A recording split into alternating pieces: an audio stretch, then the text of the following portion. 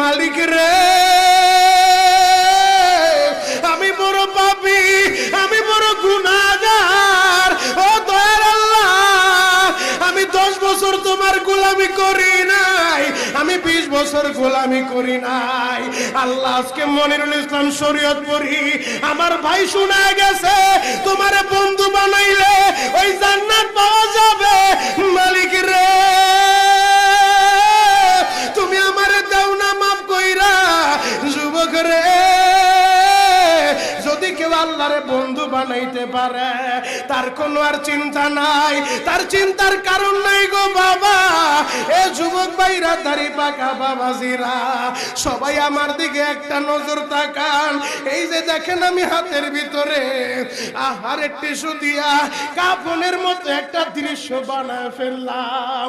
এমন একটা কাপড় আপনার শরীরে একদিন উঠে যাবে, আমার শরীরও একদিন উঠে যাবে। ও চেয়ারম্যান ভাইরা, ও মেম্বার ভাইরা, ও নেতা ভাইরা, ও আলেম ভাইরা, এখন কাঁদতে বলছি শুধু কাঁদবা। জীবনে কত জায়গায় আমরা গোসল করলাম।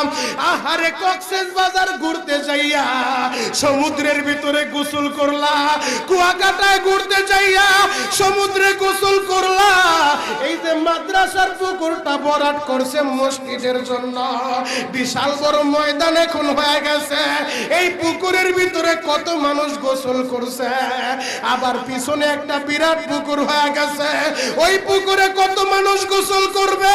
ও সোনামুখীর বাবা গো, তোমার বাড়িতে নিজের টিউবওয়েলে কতদিন তুমি গোসল করছো, তোমার বাড়িতে দামি একটা গোসলখানা বানাইছো, বিদেশি ঝর্ণা লাগাইছো, ওই ঝর্ণার পানি দিয়ে তুমি আর আমি গোসল করি।